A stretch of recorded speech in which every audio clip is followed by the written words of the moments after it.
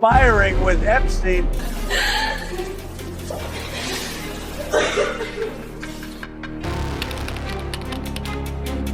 পৃথিবীর বুকে এমন এক দ্বীপ কি থাকা সম্ভব যেখানে আনন্দ ফুর্তিকে সংজ্ঞায়িত করা হতো শিশুদের আর তাজা স্বাদ দিয়ে, যেখানে বিশ্বের সবচেয়ে প্রভাবশালী আর ধনী ব্যক্তিরা জড়ো হতেন কোনো মিটিং করতে নয়, বরং কোচি করতে। হ্যাঁ, শুনতে অবিশ্বাস্য মনে হলেও নীলসাগরের বুকে জেগে থাকা $577 মিলিয়ন লিটল সেন্ট জেমস দ্বীপটি ছিল এমনই এক বিভীষিকা। বাইরে থেকে স্বর্গ, কিন্তু ভেতরে নরকের চেয়েও ভয়ঙ্কর। দিনের আলোয় যেখানে চলত বিলাসিতা, রাতের আধারে সেখানেই চলত ইতিহাসের জঘন্যতম পৈশাচিকতা। ট্রাম্প, বিল গেটস থেকে শুরু করে বিশ্ব নেতারা যাদের আপনি আইকন মানেন, তাদের আসল রূপ দেখলে আপনার পায়ের নিচের মাটি সরে যাবে।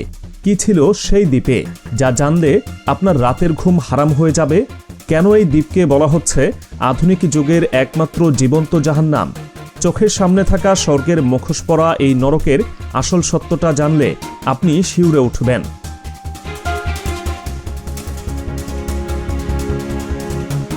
1998 সালে 72 একরের এই দ্বীপটি কিনে নেওয়ার পর থেকেই জেফ্রি এপস্টাইন সেখানে গড়ে তুলেছিলেন এক নিষিদ্ধ সাম্রাজ্য। পুলিশ এবং প্রসিকিউটরদের তদন্তের প্রতিটি লাইনে উঠে এসেছে লোমহর্ষক সব বিবরণ। তদন্তকারীদের ভাষায়, পৃথিবীতে যদি কোথাও নরকের অস্তিত্ব থাকে তবে সেটি ছিল এই লিটল সেন্ট জেমস। এখানে 12 থেকে 17 বছর, এমনকি অনেক ক্ষেত্রে 11 বছরের নিয়ে আসা হতো। মাধ্যম ছিল বিলাসবহুল প্রাইভেট জেট। প্রথমে তাদের দেয়া হতো রঙিন জীবনের স্বপ্ন, মগজ ধুলাই করে ভুলিয়ে দেওয়া হতো বাস্তব জগৎ। কিন্তু একবার দ্বীপের সীমানায় পা রাখার পর আর ফিরে যাওয়ার কোনো পথ খোলা থাকতো না। দ্বীপটি ছিল মূলত চারপাশ জলবেষ্টিত এক উন্মুক্ত কারাগার, যেখানে প্রবেশের অনুমতি মিলত, কিন্তু প্রস্থানের নয়। জেফ্রি এপস্টাইনের দীর্ঘদিনের ছায়াসঙ্গী গিলেন ম্যাক্সওয়েলের জবানবন্দি এই নরকের ভেতরের ছবিটাকে আরও স্পষ্ট করে দিয়েছে। ম্যাক্সওয়েল ছিলেন এই নির্যাতন চক্রের অন্যতম পরিচালক। তার তত্ত্বাবধানে কিশোরীদের উপর চলত অমানবিক নিপীড়ন। বডি ম্যাসাজের নামে শুরু হওয়া নির্যাতন শেষ পর্যন্ত রূপ নিত 2001 থেকে 2019 সাল, টানা 2 দশক ধরে এই দ্বীপের বাতাস ভারী হয়ে উঠেছিল নির্যাতিত শিশুদের আর্তনাদে। বিশেষ অতিথিদের মনোরঞ্জনের জন্য এই শিশুদের পণ্য হিসেবে ব্যবহার করা হতো। দিনের পর দিন বন্দিদশায় রেখে তাদের বাধ্য করা হতো প্রভাবশালীদের বিকৃত কামনার শিকার হতে।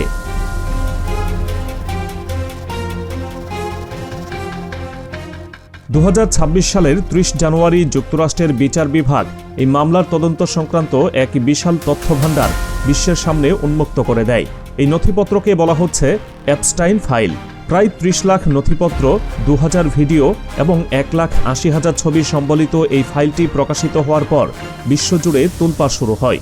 এই বিশাল নথিপত্রে এমন সব তথ্য রয়েছে যা মানুষের কল্পনার সীমানাকেও হার মানায়। 3 মিলিয়নের বেশি পৃষ্ঠা জুড়ে বর্ণিত ঘটনাগুলো প্রমাণ করে যে এটি কোনো সাধারণ অপরাধ ছিল না, এটি ছিল বিশ্বব্যাপী বিস্তৃত এক মানব পাচার এবং নির্যাতনের সুসংগঠিত নেটওয়ার্ক, যা চলেছে সমাজের সবচেয়ে উঁচুতলার মানুষদের ইশারায়।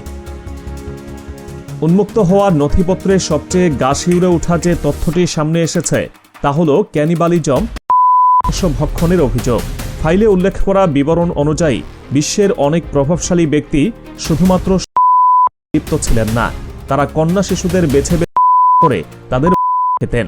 নথিতে বিভিন্ন ভোজসভার বর্ণনা রয়েছে, যেখানে করে পরিবেশন করা হতো। উদ্ধার করা ছবি এবং ভিডিওগুলোতে এমন নৃশংসতার প্রমাণ পাওয়া গেছে যা কোনো সুস্থ মস্তিষ্কের মানুষের পক্ষে দেখা কঠিন।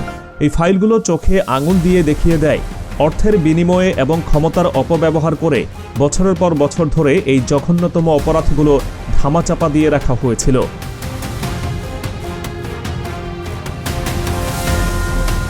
এপস্টাইন ফাইলে উঠে এসেছে বিশ্বের শীর্ষস্থানীয় ক্ষমতাধর এবং ধনী ব্যক্তিদের নাম। এই তালিকায় রয়েছে Donald Trump, Bill Gates, Elon Musk এবং সৌদি আরবের একাধিক প্রভাবশালী ব্যক্তিত্বের নাম। এমনকি প্রতিবেশী দেশ ভারতের প্রধানমন্ত্রী নরেন্দ্র মোদীর নামও এই নথিতে উল্লেখ করা হয়েছে। নথির বিবরণ বলছে, কোনো এক বিশেষ ইভেন্টের ভোজসভায় তাকেও নৃত্যকর্মে রত থাকতে দেখা গেছে। এগুলো থেকে বোঝা যায় জেফ্রি এপস্টাইন শুধুমাত্র নিজের ভোগের জন্য এই দ্বীপ তৈরি করেননি, তার মূল কাজ ছিল বিশ্বের বাঘা বাঘা নেতাদের এবং ধনকুবেরদের এই দ্বীপে এনে তাদের দিয়ে অপরাধ করানো এবং সেগুলোর প্রমাণ সংরক্ষণ করা। জেফ্রি এপস্টাইন এবং তার সহযোগীরা অত্যন্ত সুপরিকল্পিতভাবে পুরো দ্বীপটিতে নজরদারি ব্যবস্থা করে রেখেছিলেন। ভিআইপি অতিথিরা যখনই কোনো অপকর্মে লিপ্ত হতেন তার প্রতিটি মুহূর্ত গোপনে রেকর্ড করা হতো। এই ভিডিও এবং ছবিগুলো পরবর্তীতে ব্ল্যাকমেইল হাতিয়ার হিসেবে ব্যবহার করার উদ্দেশ্যেই সংরক্ষণ করা হতো। এক একটি ভিডিও ছিল এক একটি অ্যাটম বোমার মতো, যা দিয়ে বিশ্বের যে কোনো প্রান্তের রাজনীতি বা অর্থনীতিকে মুহূর্তের মধ্যে তছনছ করে দেওয়া সম্ভব ছিল। ধারণা করা হচ্ছে এখন পর্যন্ত যা প্রকাশিত হয়েছে তা মূল ঘটনার সামান্য অংশ মাত্র। এর বাইরেও অসংখ্য নথি এবং ভিডিও এখনও লুকোচক্ষুর আড়ালে রয়ে গেছে, যা হয়তো আরও ভয়াবহ কোনো সত্য প্রকাশ করতে পারে।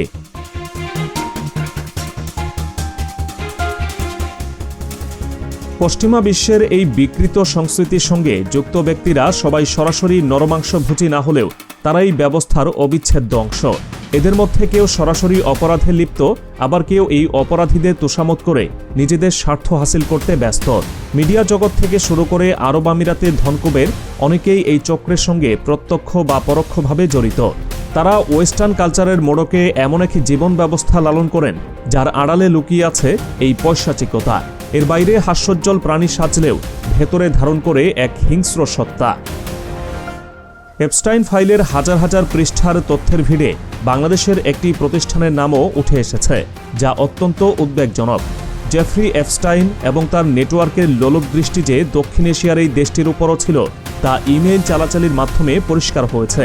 উদ্ধারকৃত ইমেইল থেকে দেখা যায় এপস্টাইন তার এক এজেন্টকে বাংলাদেশে একটি পাবলিক প্রাইভেট স্পেস তৈরি করার ব্যাপারে নির্দেশনা দিয়েছিলেন।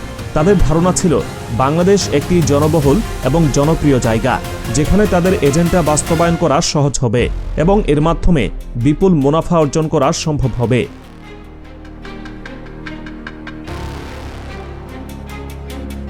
2010 সালের 4 জানুয়ারি এপস্টাইনের এক সহযোগী বাংলাদেশ ও ভারত ভ্রমণে আসেন।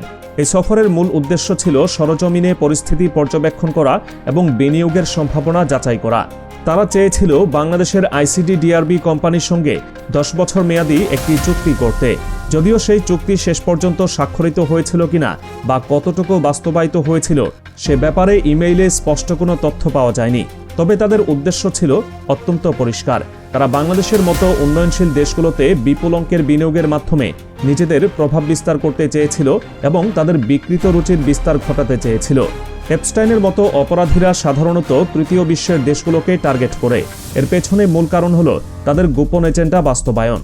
ট্রান্সজেন্ডার মুভমেন্ট, এলজিবিটিকিউ এবং সমকামিতার মতো বিষয়গুলোকে সমাজের রন্ধ্রে রন্ধ্রে ঢুকিয়ে দেওয়াই তাদের লক্ষ্য। তারা জানে সরাসরি এই বিষয়গুলো চাপিয়ে দিলে সমাজ মেনে নেবে না।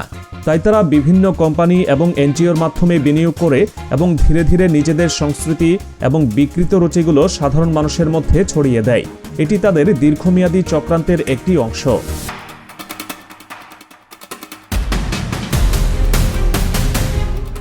স্বভাবতই মনে প্রশ্ন জাগতে পারে, এত সব হাই প্রোফাইল মানুষ জড়িত থাকার পরও ইউএস ডিপার্টমেন্ট অব জাস্টিস কেন এই ফাইল প্রকাশ করল? যেখানে খোদ আমেরিকার প্রেসিডেন্ট এবং নীতি নির্ধারকদের চরিত্র হনন হওয়ার সম্ভাবনা রয়েছে, সেখানে এই তথ্যগুলো ধামাচাপা দেওয়াই কি স্বাভাবিক ছিল না? তাছাড়া জেফ্রি এপস্টাইনকে অনেকেই ইসরায়েলি গোয়েন্দা সংস্থা মোসাদের চর বলে দাবি করেন।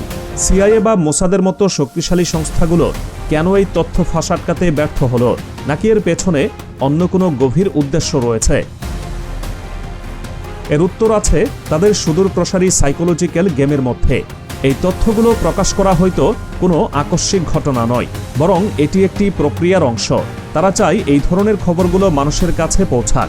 পশ্চিমা বিশ্বের মতো অন্যান্য দেশেও যেন এই ধরনের নোংরামি এবং সহিংসতা পরিচিতি পায়। যখন মানুষ জানতে পারবে যে তাদের আইকন বা প্রিয় তারকারা এসব কাজের সঙ্গে জড়িত, তখন শুরুতে তারা ঘৃণা প্রকাশ করবে, কিন্তু ধীরে ধীরে এই বিষয়গুলোর প্রতি মানুষের সংবেদনশীলতা কমে যাবে। লিঙ্গ পরিবর্তন, সমকামিতা বা বিকৃত জনচারকে তখন আর অপরাধ বলে মনে হবে না। এটি হলো নর্মালাইজেশন প্রক্রিয়া।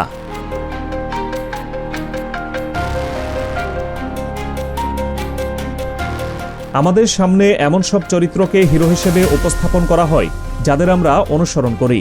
তাদের লাইফস্টাইল, তাদের কথাবার্তা আমাদের মুগ্ধ করে। তাদের প্রতি আমাদের মনে এক ধরনের ভালোবাসা ও শ্রদ্ধা তৈরি হয়। কিন্তু যখন তাদের আসল রূপ অর্থাৎ এপস্টাইন আইল্যান্ডের মতো ঘটনায় তাদের সম্পৃক্ততা প্রকাশ পায়, তখন সমাজ একটি বড় ধাক্কা খায়। কিন্তু এই ধাক্কা সাময়িক। পরবর্তী ধাপে মানুষ ভাবতে শুরু করে, যেহেতু বড় বড় ব্যক্তিরা এসব করছে, হয়তো এটাই আধুনিকতা। এভাবেই তারা তাদের এজেন্ডাগুলো আমাদের সমাজে প্রতিষ্ঠিত করতে চায়। প্রথমে শখ দেওয়া, এরপর সেটাকে সয়ে নেওয়া এবং সবশেষে সেটাকে অভ্যাসে পরিণত করা। বাংলাদেশের সাম্প্রতিক সময়ে সমকামিতা বৃদ্ধি বা তরুণ প্রজন্মের মধ্যে লিঙ্গ পরিবর্তনের প্রবণতা হুট করে তৈরি হয়নি। এটি জেফ্রি এপস্টাইনের মতো গ্লোবাল গডফাদারদের দীর্ঘদিনের পরিকল্পনার ফসল। তারা তাদের এজেন্ট এবং বিনিয়োগের মাধ্যমে আমাদের শিক্ষা, সংস্কৃতি এবং চিন্তাধারায় পরিবর্তন আনছে। তাদের লক্ষ্য হলো আমাদের সমাজ ব্যবস্থাকে ভেঙে দিয়ে সেখানে তাদের বিকৃত রুচি এবং অভ্যাসগুলো প্রতিস্থাপন করা। যেই নেটওয়ার্ক তারা বিশ্বজুড়ে তৈরি করেছে, তার প্রভাব থেকে বাংলাদেশেও মুক্ত নয়। আজ আমরা যা শুধু খবরে শুনছি, তাদের পরিকল্পনা সফল হলে হয়তো একদিন আমাদের সমাজেও শিশু বা ভক্ষণের মতো পৈশাচিকতা ছড়িয়ে পড়তে পারে। এপস্টাইন দ্বীপের ঘটনা কেবল একটি বিচ্ছিন্ন অপরাধ নয়, এটি বিশ্বব্যাপী মানবতা বিনাশের এক গভীর চক্রান্তের দলিল।